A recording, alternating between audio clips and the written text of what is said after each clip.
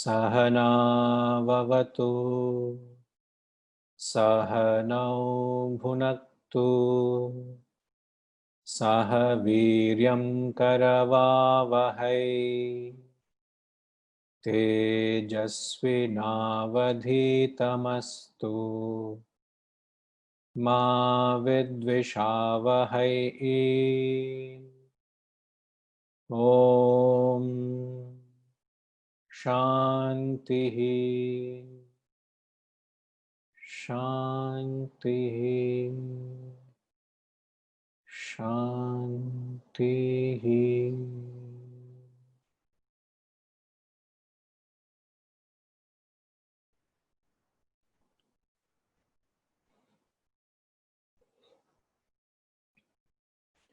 We shall chant chapter 4 of the Gita, verses 31 till the end. Yajna bhujaha yanti brahma sanatanam nayam lokostya yajnasya kutonya kuru sattama evam bahuvidha yajnaha vitata brahmano mukhe karmajan vidhitan sarvan evam jnatva vimokshase shreyan dravyamayat yajnat jnana yajnah padantapa sarvam karmakhilam partha jnane parisamapyate tadvidhi pranipatena pariprashnena sevaya upadekshanti te jnanam jnaninastatvadarshinaha yajñātvāna punarmoham evam yasyasi pandava yena bhutanyasheshena drakshyasyatmanyatho mayi api chedasi papebhyaha sarvebhyah papakrittamaha sarvam jnanalpavenaiva vrijinam santarishyasi yathaidhamsi samidhognihi bhasmasat kuruterjuna jnanagnih sarvakarmani bhasmasat kurute tatha nahi jnanena sadrisham pavitramiha vidyate tatsvayam yoga samsiddhaha kalenatmani vindati shraddhavan labhate jnanam tatpara sanyatendriyaha jnanam labdhva param shantim nachirenadhigacchati agnyascha shraddhadhanascha samshayatma vinashyati nayam lokosti na paraha na sukham samshayatmanaha yoga sanyasta karmanam jnana samchinna samshayam atmavantam na karmani nibadhnanti dhananjaya tasmadajnana sambhutam hratstham jnanasinatmanaha Chitvainam samshayam yogam Atishthotishta Bharata.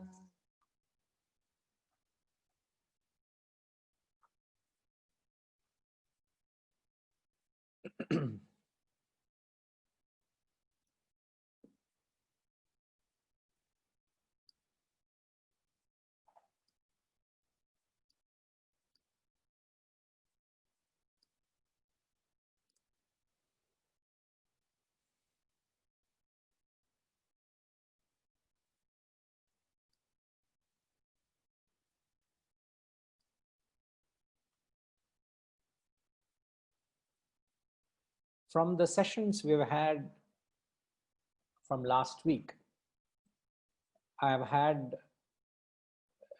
few requests coming my way to the special message we had last week, where we discussed on the relevance of one's conscience and its role in one's life, especially to the point I made that in every human there are three voices from within.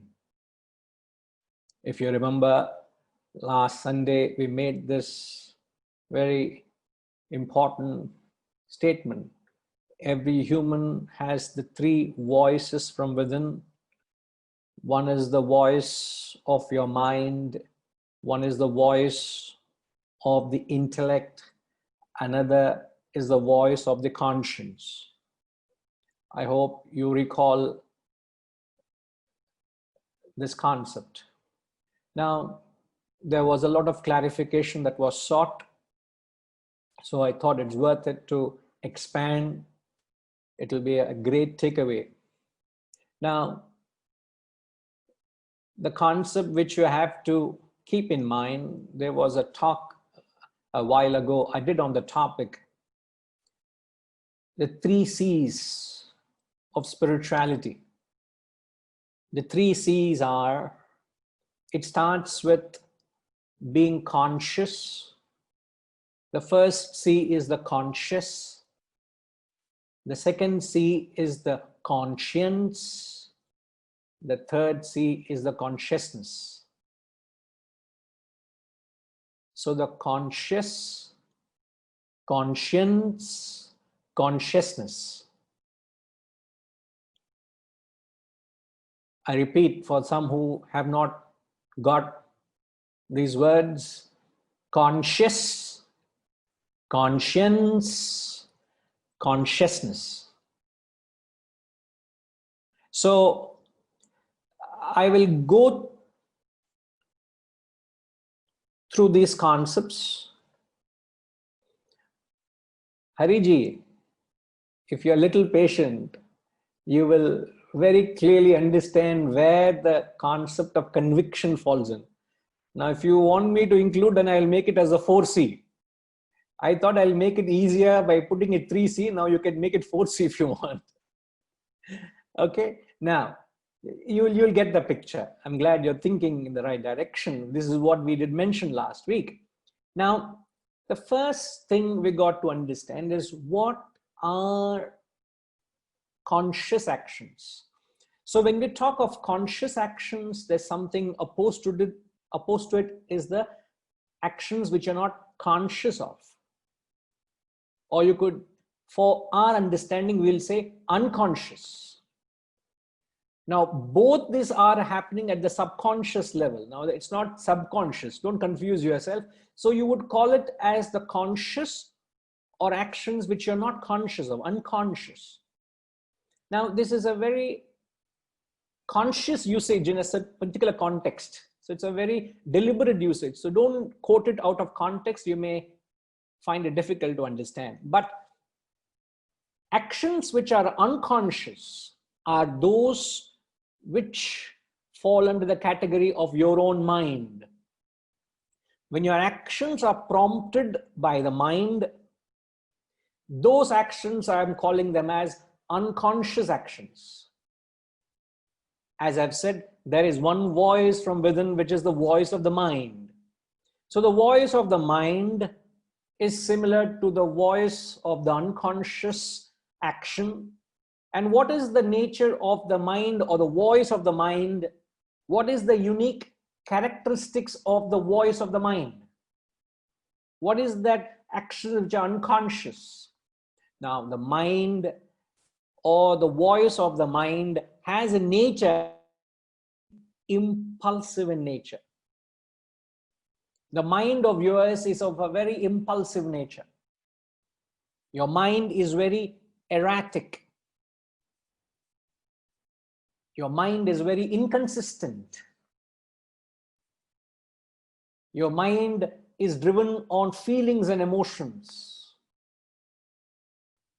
Your mind also uses the intellect as a hostage and gives arguments. It is known as justification.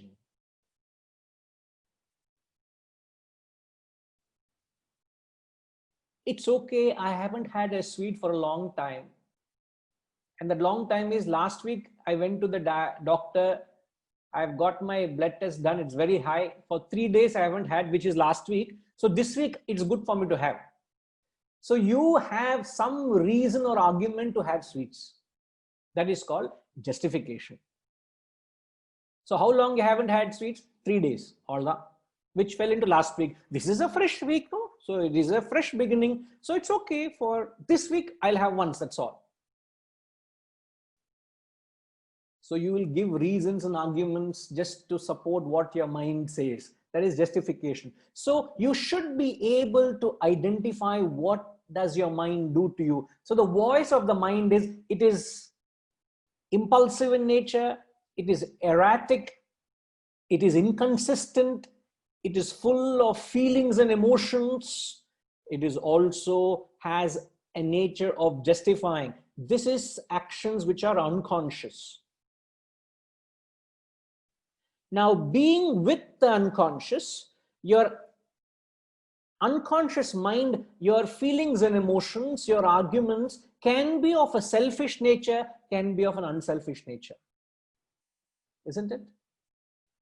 You could have a selfish feeling for yourself. You could have an impulsive thought. Suddenly you feel for others' welfare. So it can be a very considerate feeling, but that is not consistent. Once in a while, you entertain thoughts of others as well. Now, just take a note of this. Under unconscious, which is the voice of the mind, we have given what that is, and then we said it can fall into the selfish or the unselfish. I'll come back to this.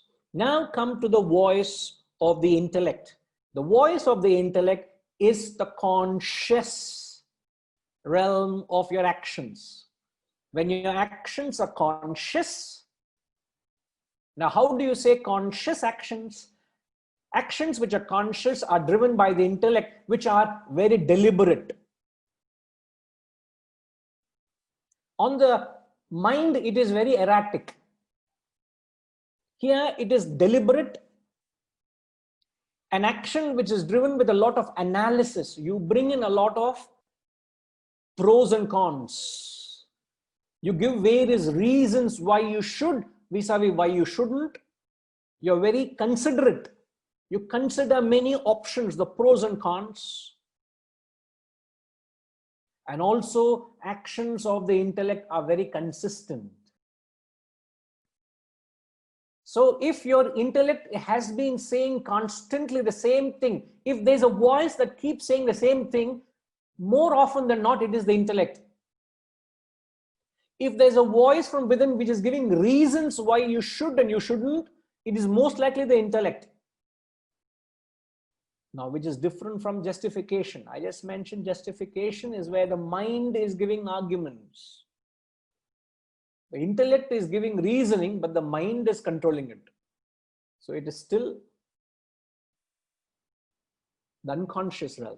So the conscious is, it's deliberate, actions are pros and cons, you give reasons why you should or why you shouldn't, they are consistent, there's a lot of analysis, you analyze in depth why you should take a course of action or not. Now this nature of being conscious can fall under two categories. What are the two categories? They can be selfish, unselfish. Now, when your actions are consciously done for a selfish nature, I would use the word you're very manipulative. The word manipulation or to manipulate has a negative connotation, isn't it? Oh, he's very manipulative. Huh? You be careful of that fellow. You can't trust that fellow. There's a certain association of a language, isn't it? So the word manipulation is the intellect, but it can lead you to a wrong direction. Conscious though, rational though, but it is for a wrong end, for a selfish end. But the same intellect, the same conscious action can be done for, what is the opposite of manipulative?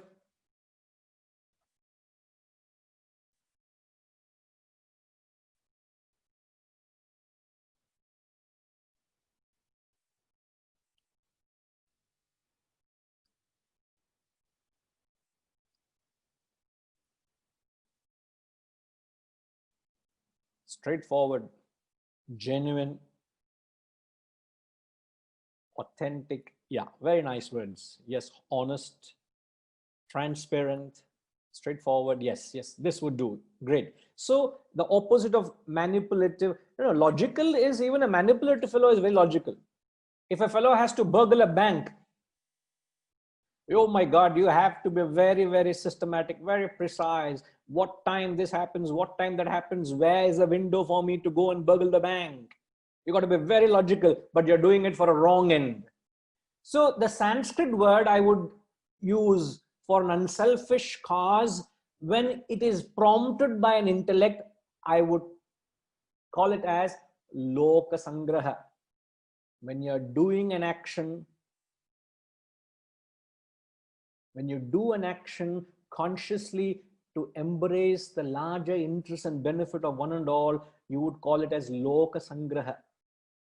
Loka means the world, sangraha means the welfare of one and all. Unselfish actions, charitable actions. But it is not done driven by the mind. It is not done unconsciously. It is done very consciously. How can I serve you all? Like when I got a request, I put a reminder that I should talk on this. And this morning when I got up at 4 o'clock, I took a piece of paper and pen and started writing it. And all that notes is what I'm talking to you now. I just took a piece of paper and scribbled it. And that's what I'm sharing. So it's a conscious effort. How can I bring this knowledge to serve you all? It is not an emotional outburst, please. It's a very conscious, deliberated thought. Every word weighed in proportion so that it communicates the right spirit. That's how it should be, isn't it? A conscious action with the intellect for the larger well-being. Now, I'm moving further deeper. So when your actions are unconscious, oh, Hariji is already holding his head. Hariji, is all okay? No, when somebody holds the head, my concern is that they're not following. He's like a sportsman. After he goes for a jog, he comes and holds his legs or his knee. That means he has hurt himself, no? And especially in a class, if you're holding the head, that means talavali, ayyo, something is not, I'm not able to understand. So at least don't hold your head, okay? All okay so far, so good? Wonderful, wonderful. So I'm just going a little further. When your actions are unconscious, they can be of a selfish nature, they can be of an unselfish nature. Now, actions which are unconscious, which are of a selfish nature, are called passive bad actions. Mark these words again, I repeat. Actions which are driven unconsciously, which are driven by the mind, which are of a selfish nature, are called passive bad. In the same thought, unconscious actions driven by the mind, which are of an unselfish nature, are called passive good. Isn't it? Okay, are you all with me? Unconscious, mind, selfish, passive bad. Unconscious, intellect, unselfish nature, passive good. Now come to the conscious. Conscious, when your actions are driven by the intellect, when they're of a selfish nature, they're called aggressive bad. You're very aggressive. Aggressive means you're using the intellect. It's not a physical aggression here we're talking about, but a very, very, you go to a typical example of aggressive badness is, okay. Can you think of example of aggressive bad?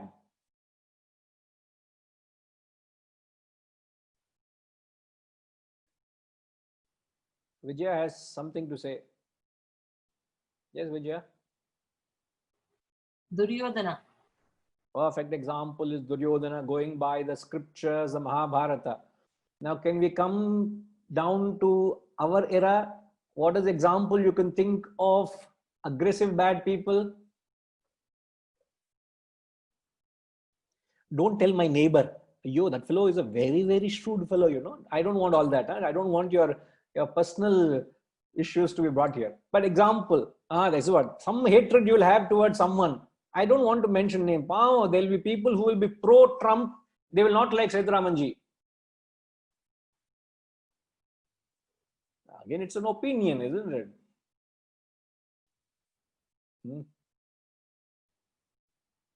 A terrorist.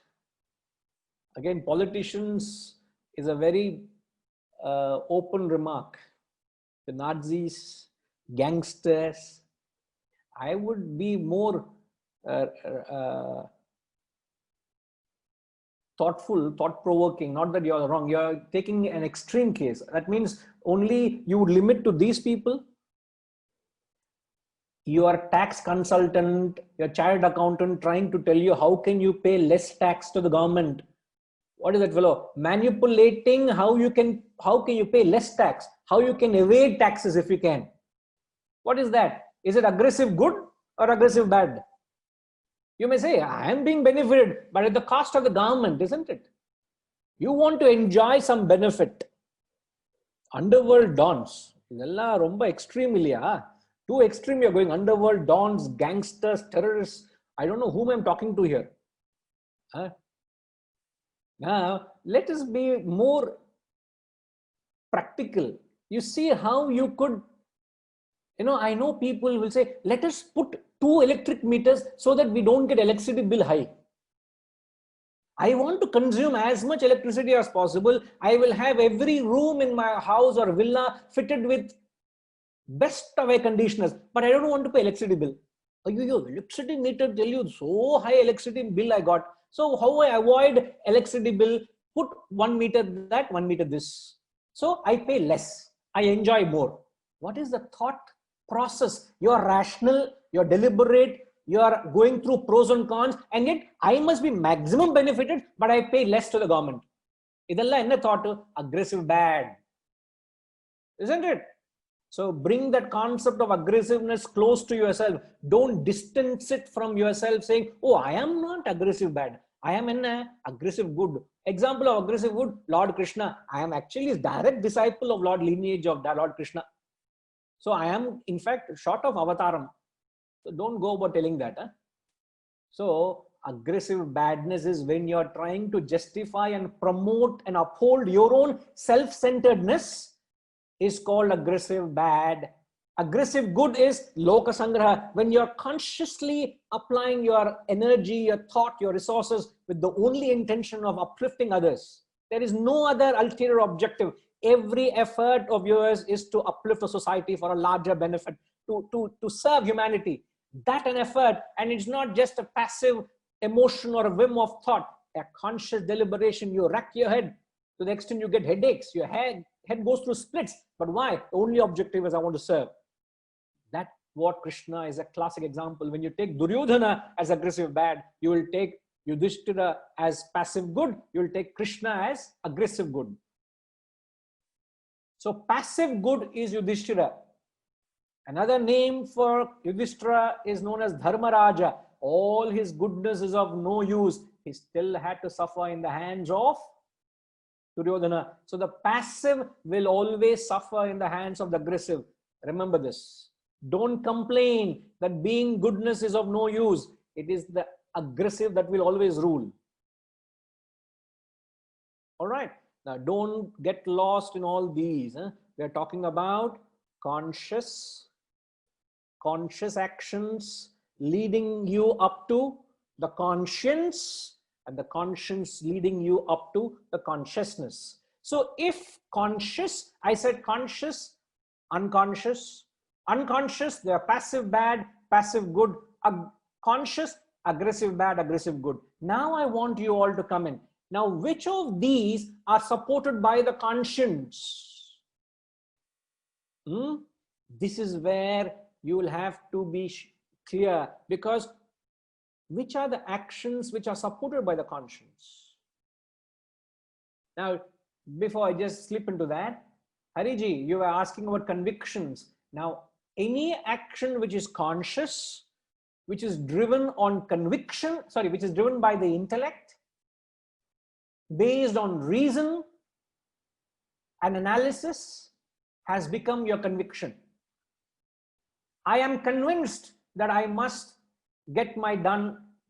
If I have to deal with the government, there's only way I can get contracts is by bribing. I'm convinced that is how business should be done. That's your conviction. So you end up doing business by only greasing palms and under table work you do. So that's how I make a living. That is how they want. I am not giving, they want it, and I just function that way. I'm convinced. So this is where you bring in conviction under conscious actions. All right. Now, let's go step by step. Let's not confuse ourselves. Now, does passive bad action, does it get the support of the conscience? Passive bad. Now, how many say yes? Raise your hand. Of those whom I can see. Those who can't see, you will have to communicate yourself. How many say that passive bad is supported by the conscience? Example of passive bad. Okay, I see. Sir, you may have to rename yourself. What's your good name, sir? Your name reads as Moto G5S Plus. You are a brand ambassador for Moto. That's all I can say. You can take the little trouble of giving yourself the name you have, giving us the name. Now, if you examples of passive bad. Yes, sir.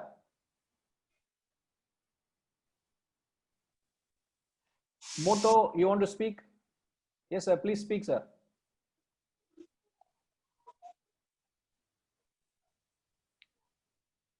All right.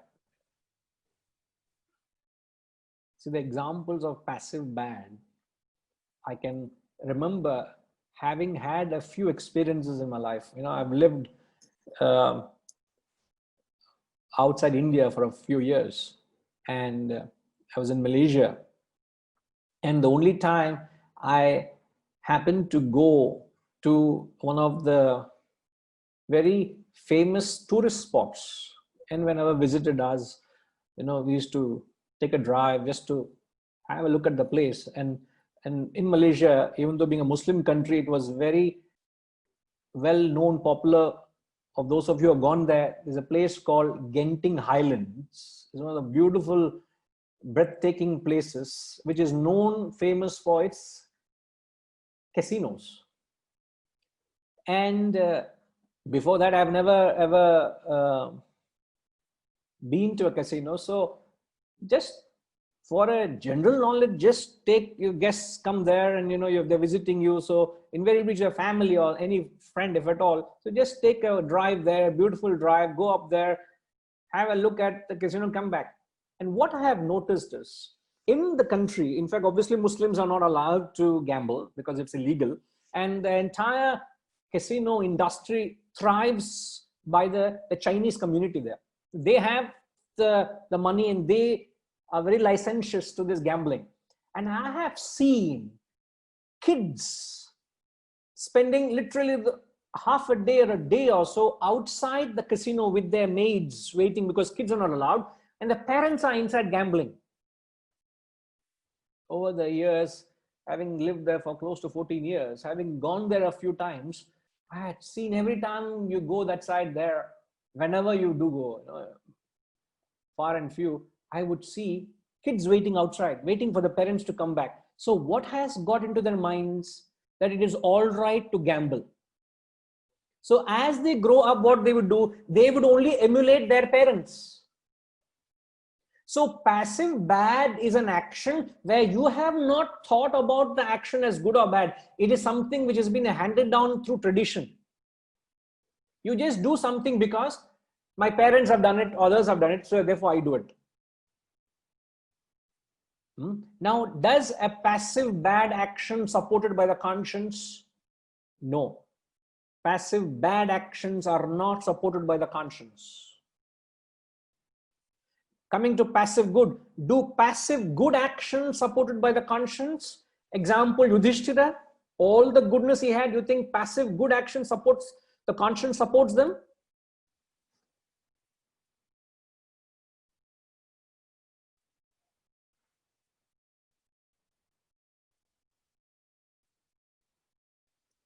Yes, Hariji.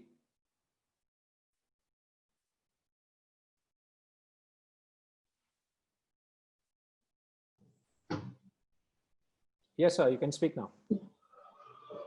See, the translation of conscience is manasakshi. So does conscience actually judge, or it is standing as a witness? Sakshi. It is able to give a judgment over the action because it's a sakshi or a witness. It doesn't get involved with you. Like a judge in a courtroom, he stands as a witness to all the proceedings, so therefore he can give a neutral verdict, a fair verdict. He doesn't get carried away, involved with the good or bad, the pros or cons. So the conscience is a witness. It remains a witness, and it's able to tell you whether your action is right or wrong because it's a witness. But can it say you do it or you don't do it? It tells you. It tells you. So the voice clearly gives you a permit. Yes, you do it.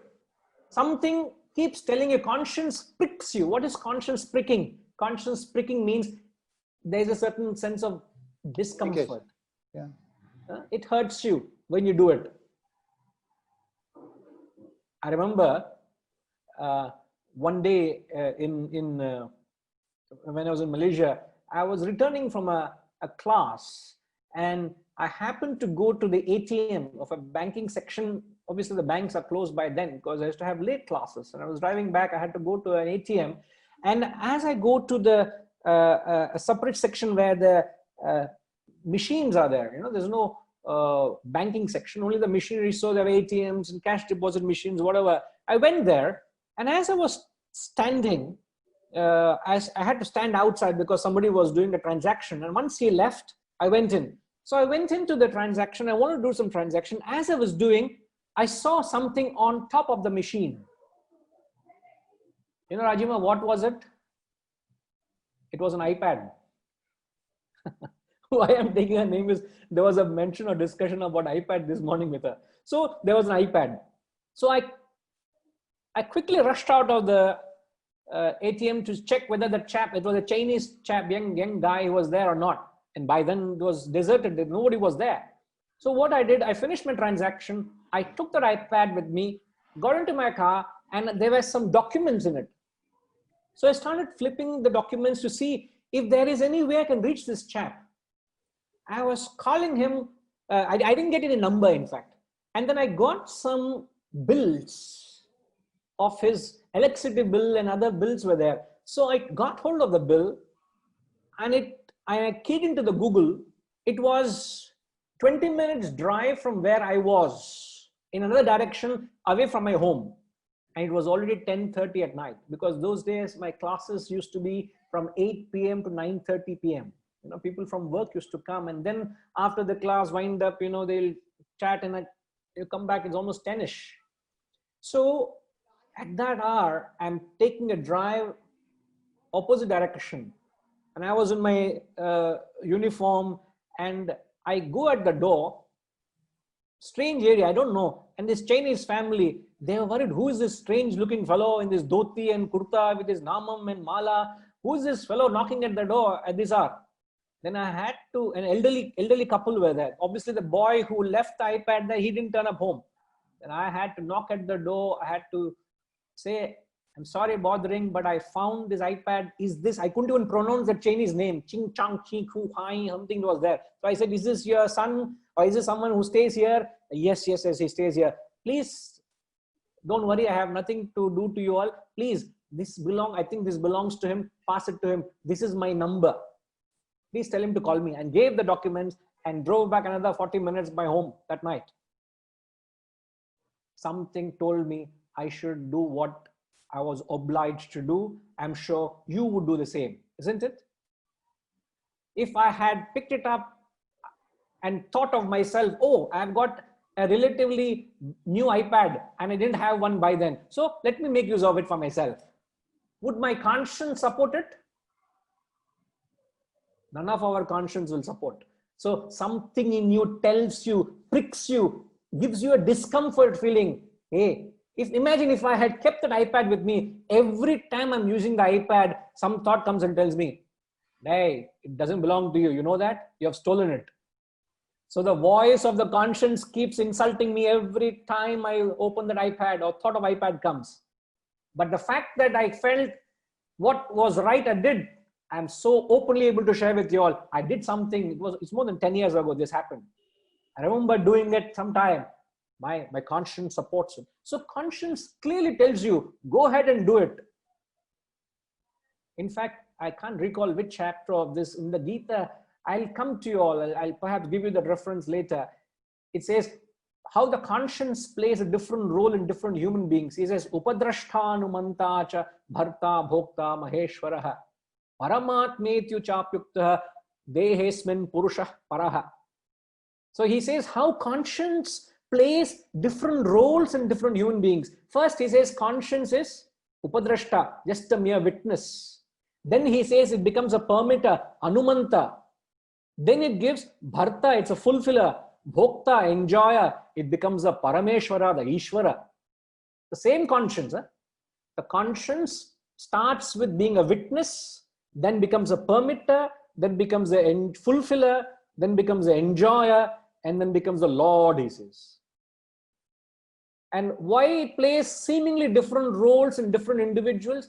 It is a witness to a selfish action, and as your actions become purer and unselfish to selfless, the conscience, which was a mere witness, becomes an enjoyer, a fulfiller, the Lord, he says. Beautiful, beautiful. Jayama, do you know which, in fact, Rajima would know. I remember passing that reference to you. Does it strike a chord? Which chapter? Or anyone for that matter. Very, very famous verse. Upadrashtanumanta cha bharta bhokta maheshwara. One of you can Google it. You will find out. Immediately you will know. Upadrashta. Harishji, Upadrashtanumanta cha anumanta cha. Write these words. Which verse of the Gita? If it's not there, upload into Google. All these things must be there in Google. Otherwise, all nonsense is there. And these things also should be known there. Now, what I'm getting at is, Hariji, are you okay? All right. So, your conscience does not support an action which is of passive bad. Your conscience will not support an action which is passive good as well. Because passive actions are impulsive, passive good are emotional, passive good are inconsistent, passive good are driven on feelings, are erratic in nature. None of these actions are supported by the conscience. Remember this. Oh, there you go. Chapter 13, verse 23. Wonderful. Srimati Man, Harishji, wonderful. Grateful to you. So there you go, the reference. You can fall back and refer to it. Conscience does not support actions which are driven unconsciously. Now coming to conscious. Now does the conscience support aggressive bad actions? When you want to use or rather abuse something for your own well-being, your conscience will not support you. Obviously not. Government is giving some benefit, let me grab it. Freely I'm getting something, let me take. No, nobody will know. Nobody will know. Who will know? Only my conscience will know. Never mind. You will say, never mind to the conscience. Nobody knows, no? Never mind, let me do it. If that is kind of an attitude you have to something, your conscience will not support.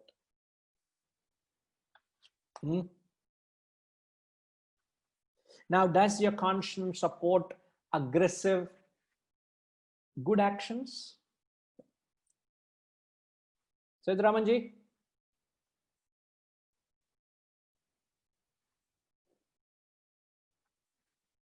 Yes, sir. Yes. Can you give examples of aggressive good actions? Working for higher cause. When your actions are driven for a cause beyond your own selfish interest, for a higher cause, and they are not only sacrificial, but they're all selfless, sacrificial. But what is the uniqueness? What is the difference between aggressive good and passive good? What is the difference between conscious good and unconscious good? Welfare of all. Sir, Yudhishthira also did good only. He is thinking. Intellect. That is unconscious, here it is conscious. Yeah, but what is the difference? How would you know whether your actions are aggressive good or whether your actions are being passive good? You may say, I am also doing charity. Now, are you doing charity to appease your conscience? Oh, let me give something just to give, because I should also give. For the sake of giving, are you doing charity? You feel fulfilled. You will feel it. When Sir, you do, please, can you please share your feeling with us, sir? Then you feel fulfilled and you think you are doing a meaningful activity and for the good of all. That brings you a lot of peace and happiness. Sir, let me give you an example of passive good. Then you'll understand. Just be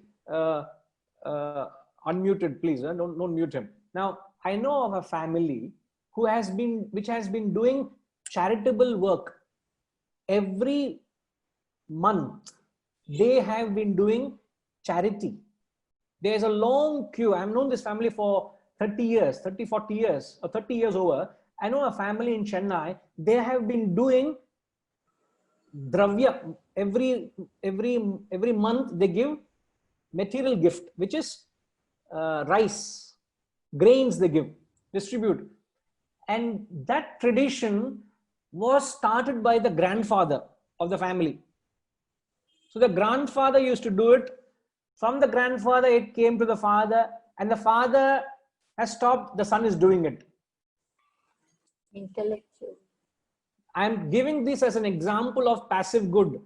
That grandson who is doing today, he's just following tradition which was set into motion by his great-grandfather or grandfather. Passive. He doesn't understand the importance of charity. He's just doing the same act mechanically what was being done today also.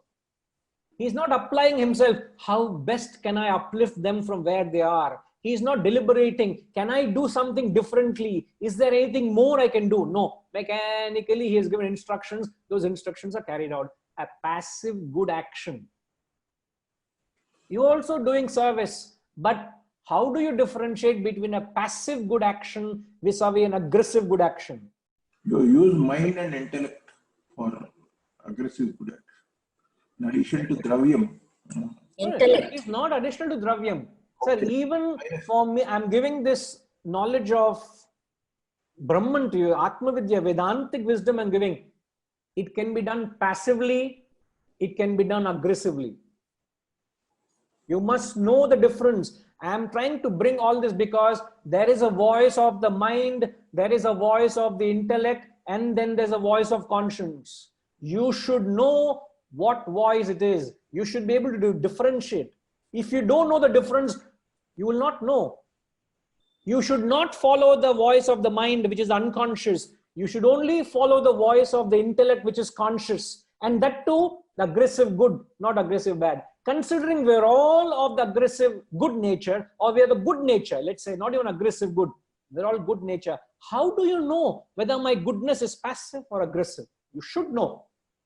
Ilana, as we already established, passive good actions also are not supported by the conscience.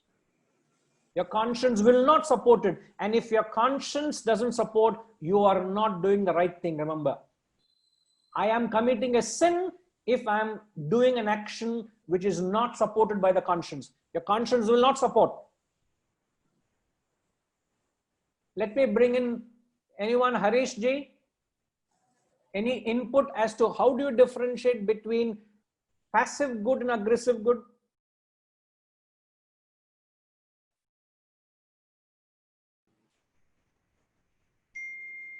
I don't know, by very definition, I thought anything which is passive is unconscious or not deliberate.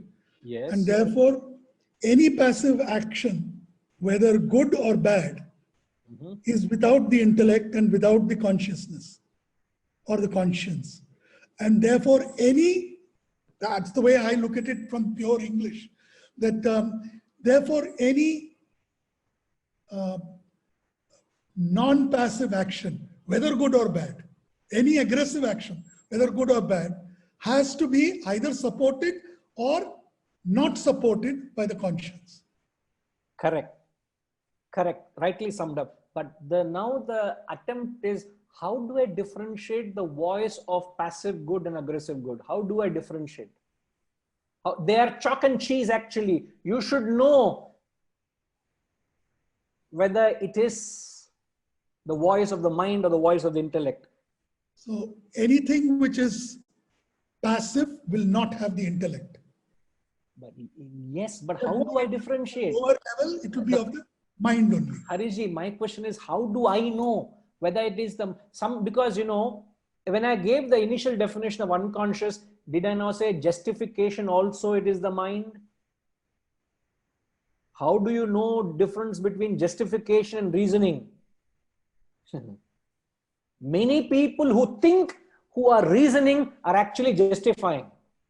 Hardly people use the intellect, sir. Very small percentage of actions are driven by the intellect, that too for the aggressive good. So you have to be extraordinary caliber if you have to be extraordinarily smart and wisdom. So aggressive goodness is a rare combination of aggression, which is the intellect, the buddhi, and the wisdom. Very rare. Because many people have aggression and no wisdom. Either they're wisdom and not aggressive, which is either passive good or aggressive bad.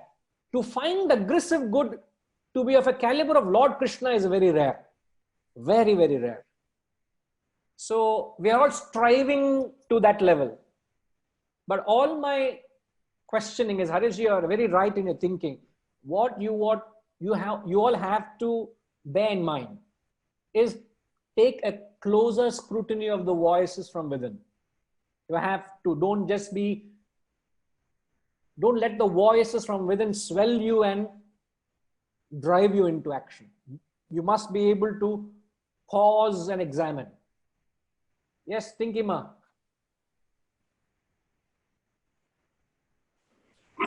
So in aggressive good, of course, the action is conscious, it's deliberate, it is for the benefit of all. The intention behind the action, I think, is very, very important, which you've always talked about. What is the intention?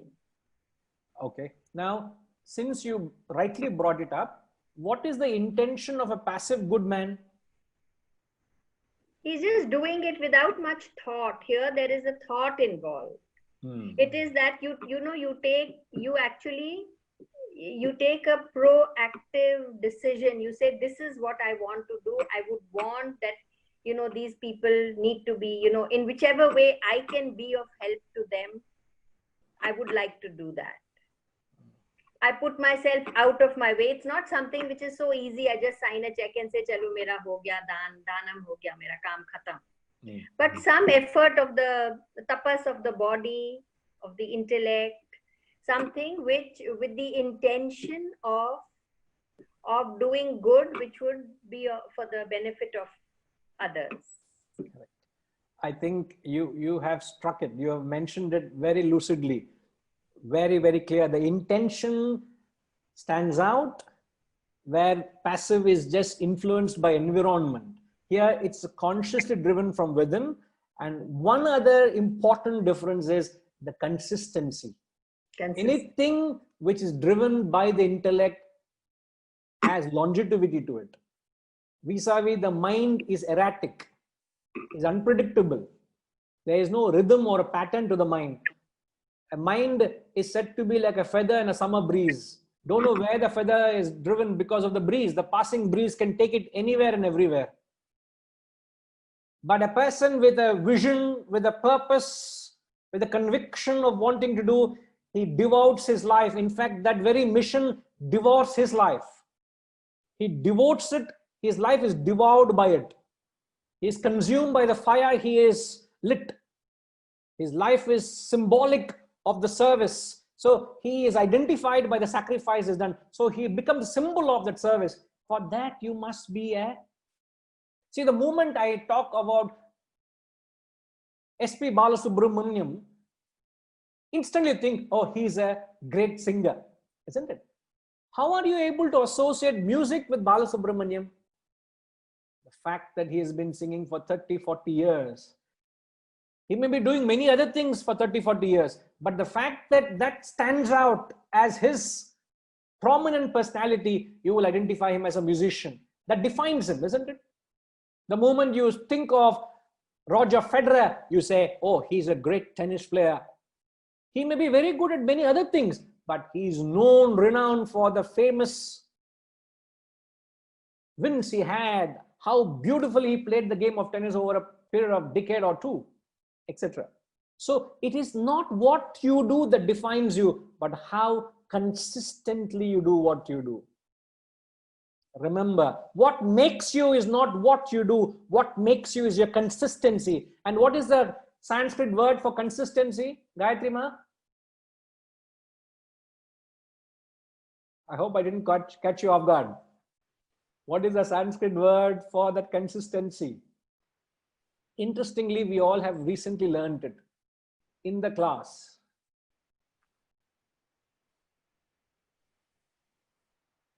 Okay, let me. Annapurnama, what is the Sanskrit word for consistency?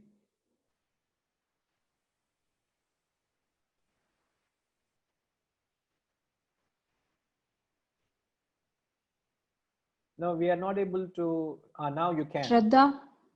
Perfect. Perfect. That's the right thing. I knew she would know the answer. That's the reason I asked her. Wonderful. That word which we all learned in the 39th verse when we did not long ago, he gives the word Shraddha, isn't it? 39th verse, we learned Shraddha. Shraddha is that capacity to do something till the very end. Your faith begins the journey, Shraddha takes you through the journey. So if you are convinced that you must do something meaningful with your life, you must bring the best out of your actions to do service to humanity, or whatever service or whatever good you want to do, and let it not be erratic and impulsive and driven on emotion. Many charities today are driven on emotion, some sentimental value they have. They'll come and say, I want to give some charity to your organization, but I want to give in the name of my late father, in the memory of. because he was a great man. He wanted to do the charity and he has left some resources behind for me. I want to donate that to you. Are? It is not that you are a charitable person. You are doing charity because of a certain sentiment. It's sentimental driven, emotion driven. You are not driven on the purpose of the merit of doing service. That's another topic. Someday we'll get into what are the elements of true service. We shall certainly explore one day. These are all rational, considerate, deliberate actions. They are there for good. They define you. They make you and mold you what you are. And only conscious, aggressive, good actions are supported by the intellect. Remember this. Rest of the actions, which is your conscious, aggressive bad, unconscious, passive good, and passive bad, are not supported by your conscience. So if you want to be true to yourself, you will consciously have to shift into the order of the conscious, good, aggressive good actions. And that is not easy. Let me put it straightforward. And what is the biggest challenge to switch to the aggressive good nature? What is the biggest challenge which will challenge your goals or ideals or services? What is the biggest challenge?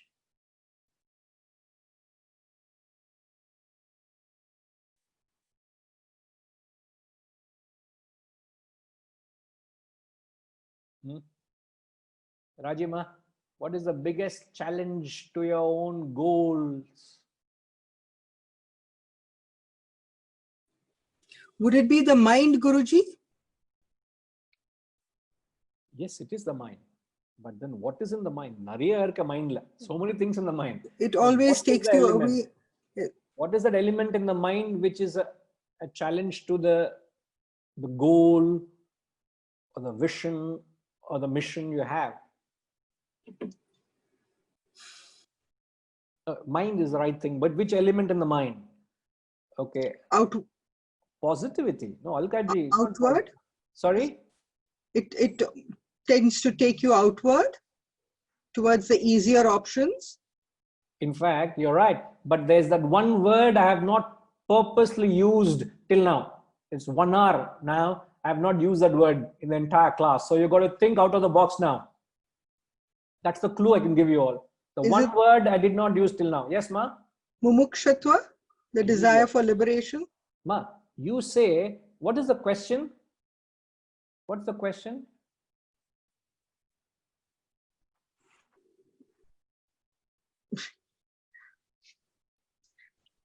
What am I asking? What is that one word which is opposed to the goal, which is opposed to that conscious mission you conceive, which is under the intellect? Hariji, you're giving me a choice, is it? Multiple choice. Guruji, is it the Purushartha, the free will? Rajima, you have exhausted your options. No, Harishi is too smart. I am giving you a choice, Guruji. Please choose whichever you think is right. Enna idu? Is the game going on? Inga?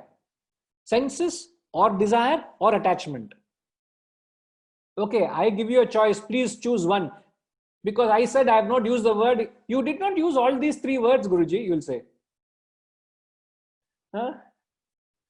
That one word which opposes you, which takes you away, which commits sin. What is that one word which commits you to perform sin? Vasantama, what is that word?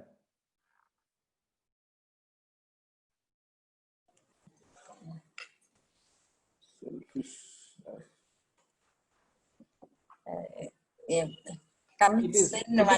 is in the mind only. It is a realm of the mind. Commits sin. You're guilty. No, when you're guilty, you have already committed sin. Yeah. No problem. Take your time. Don't rush. Think. Gather your thoughts. Sudhakar garu, 1 minute, sir. Sudhakar garu, you can say so. 1 minute. I'll come back. Let him. No problem. Sure, sure. Please take your time. Yes, Sudhakar Garu. What is, can you please give him the access, Sudhakar ji?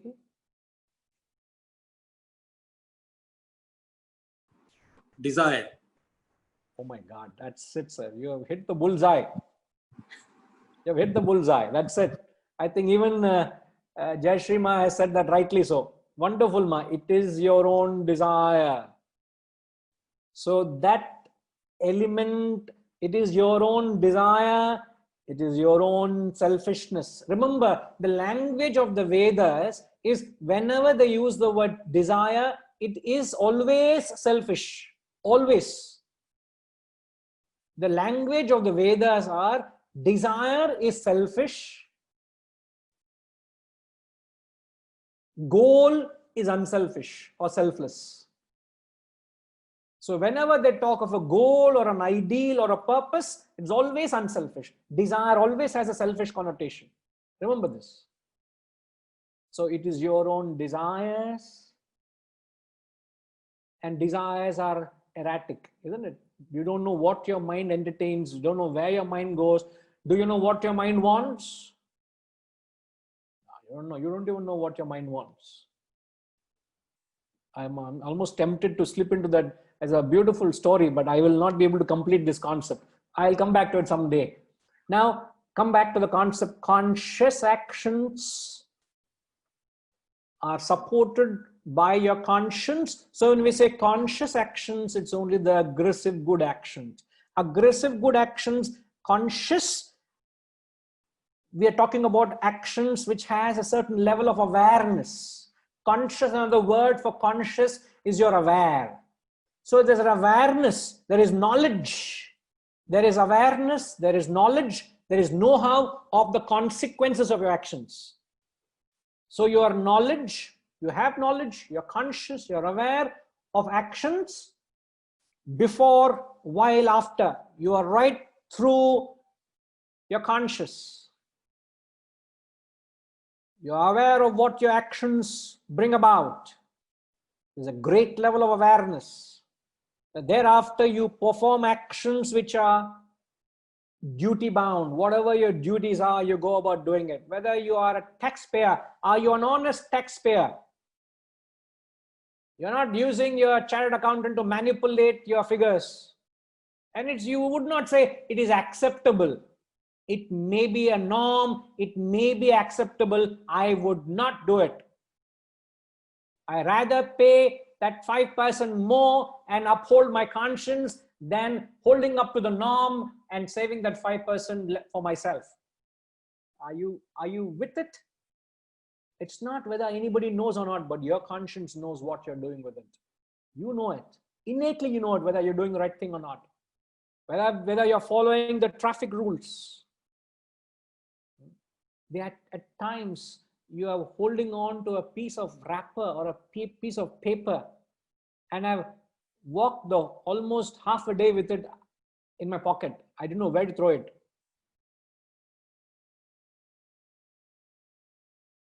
And I've seen people just unwinding their window and just throwing a piece of chocolate or a wrapper or a piece of paper or some cover. You just unwind the window and throw it. Would you do that in your own home? There's no there's no awareness. There's no concept of cleanliness in this country. Why? Because there's no awareness at all. There's no not conscious at all.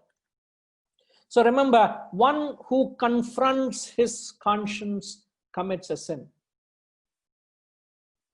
I remember, I think Soumyama, just passingly, she mentioned about that aircraft sad tragedy which happened a couple of days ago, and how heroically everybody volunteered and did all what they could to save lives of those innocent people. And very true. In fact, I would encourage you all to go and watch this movie. I remember watching it a long while ago, an English movie called Flight. I could be wrong, but watch this movie called Flight. And one of my favorite all-time actors is Denzel Washington. A beautiful actor. I would love to watch any movie of his. If I have a chance to watch his, I watch it. However little I watch. But this movie reminds me of that. Denzel Washington was a pilot. And he was someone who's addicted to alcohol. How many of you watched the movie?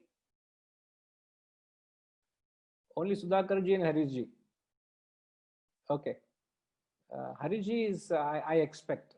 No, in the right sense, I mean, but I'm glad you watched. So it strikes a chord for these people. They know what I'm talking about. He is an alcoholic, addicted. Invariably, he used to get drunk and fly the aircraft. And there was a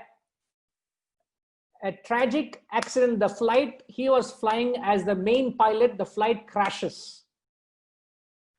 And he was actually responsible for saving many lives. It could have been a complete fatality, but he saved the lives of all the passengers. And as a rule, after the accident, everybody were tested. All the blood samples were taken and everybody were tested. Not for COVID, it just tested. And then they realized, the reports came that the alcohol content in the main pilot's blood was very, very high, way above the permissible norms. And then there was a huge case, an uproar against how can the pilot be drunk? And they found sample bottles of alcohol, which was only accessible to the air hostess and the cockpit, the pilots. And there was service that was cancelled because of the turbulence. So only people who had access to the alcohol was the air hostess and the cockpit, that the pilots. So it's only one of these people could have had those alcohol bottles. They all retrieved all this. And then they narrow it down to the high alcohol content. Only person who had high alcohol content was the pilot. And there's a case against him. And the team, the airline, and the pilot industry comes and tries to save him because of his heroic act, he saved it. And everybody is convinced with the video they have seen and things, nobody else could have saved the lives of passengers. What he did was a miracle. So on one side, they are all praising a heroic act of what he did. On the other side, there's a case against him that he was drunk on that flight. There's a case against him, and he's front of the jury, and they do so much to put him into his senses and just say that he was not drunk that morning. That's all he has to say. And the story goes, he's fighting his own conscience. In fact, that night before appearing in the court also gets drunk. How it is amazing. And then he couldn't hold back, and he tells in front of the jury, actually, I am addicted to alcohol. I was drunk the night before I flew. I was drunk at the time I was flying the aircraft. I am actually drunk now, sitting in front of the jury. And he was not able to open up, but yet he had to uphold his conscience. And the story is, he gets imprisoned for doing that. But that movie brought out what it is to uphold and be true to your conscience. Even if it means I have to live next 10, 15 years or pay for my action, but he never confronted his conscience. He was always true to himself. Movie, Flight. There may be many movies on flights acted by Denzel Washington. Please go and watch it. It highlights this concept. I'm just reminding. You can learn from many angles. Now, the same concept of upholding conscience is brought about by the very famous Lord Vishnu. You know Lord Vishnu? Who knows Lord Vishnu here? Okay. Now you all have got used to me. Because if you say yes, I'll say, how do you know him? You all are very smart, you people. Huh? Now, Lord Vishnu, if you see him, he holds 4 things in his 4 arms, isn't it? The famous symbolism behind the 4 tools he uses. Shankha, Chakra, Gada, Padma. Lord Vishnu holds that. So first is the Padma, and then the Shankha, and then the Gada and the Chakra. This is the order of thought in the context. So the Padma symbolizes the lotus flower, which is the seat of knowledge, which is the goal, the purpose of life, which is self-realization. The purpose we all are here for is to get that. And if you and I don't follow the direction or the path to get to the Padma, there is the conch, the conscience, and the beautiful sound of the conch. You go to this, especially in the North Indian temples, you find, isn't it? They blow the conch. That sound of the conscience points you towards the Padma, the lotus flower, which is a seat of knowledge, which is the goal, the purpose, the path of righteousness. Now, if you don't follow the conch, what do you get? The maze, the gada. The gada is the knocks and shocks of life, the hell and stress and worries and anxieties, pressure and pain and blood pressure and blood sugar and whatnot. All will come. Why does it come? Because you have not heeded your conscience. And if you don't wake up even after the gada, what do you get? Shiva is saying, what is Shiva? Indumai solringa? Please give access to Shiva. He is very angry at us. Enna sir? Indumai solringa. What is that? In the finger na chakra. So chakra. What is chakra? Sudarshan chakra. No, sir. I know there is some yoga called Sudarshana chakra also. Sudarshana kriya. Yes. Right. Now that apart, what does chakra symbolize?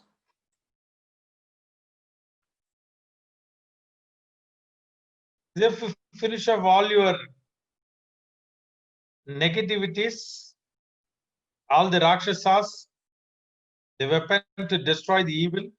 Sir, we are telling you will face consequences of chakra in your life. When you don't follow the conscience, when you don't heed the gada, you get chakra. Now my question is, chakra is only symbolic.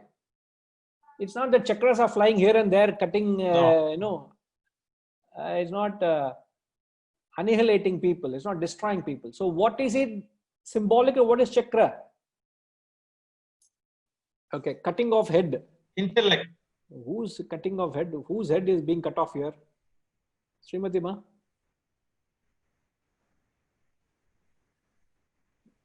Some disc is flying somewhere. No, what is that? It is only a mythological aspect conveying a philosophical significance which has relevance to your life and my life. So if I don't follow the Padma, which is reminded by the messenger of God, which is the conch, you get the gada, which is the worry and anxiety, stress and strain, pain and agony, all that you experience in life. And if you still don't heed, you get chakra. My question is, what is chakra? Downfall. Gayatri Ma says downfall. Madhavi Ma says destroying desires and other evil qualities. Self-destruction. Finished. I know. 1 more minute to go. I'll be finished, Jayama. 12:45 sharp, we'll stop. Finished. Class is finished. Enna Hariji? A chakra is normally symbolic of the fact that what goes round comes round. That means it will come back to hit you. It will catch up. No, it catches up. The concept of it goes round. So it will come back to bite you, or whatever words we use. Yes. But you normally refer to it as go round. It goes round. So that is what the chakra. Correct. Yes, you're absolutely right, sir. Yeah, Sudhakar Garu.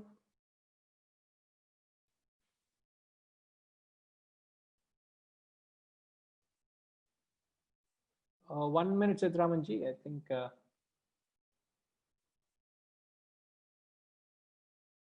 Sudhakar Garu can be given the access, and then Setramanji. Sir. Okay. Oh, never mind. Setraman sir, Setraman Garu. Punarapi Jananam Punarakimanam. You're talking of the literal death, isn't it? Chakra is a little bit they're talking about. But you create vasanas again and again.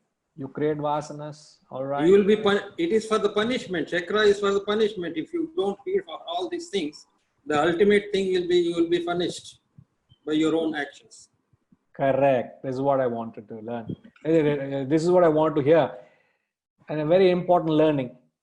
Chakra is not a punishment you and I receive from a third party.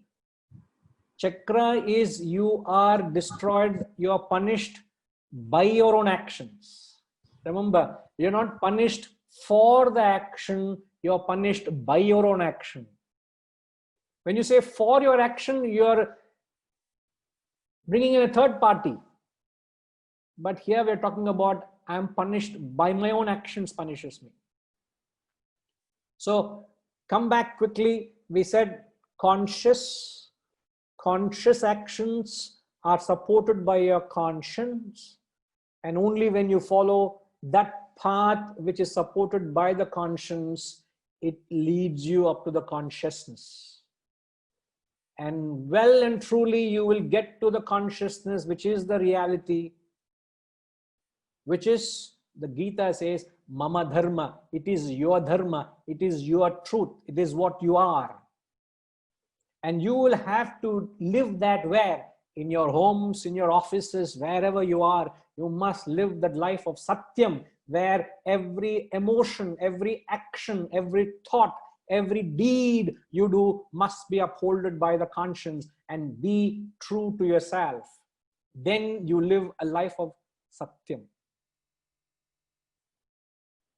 So you must, with this analysis, you will be able to differentiate subtle difference between the voice of the mind, the voice of the intellect, and the voice of the conscience. And conscience is a voice which supports your convictions, then you're right.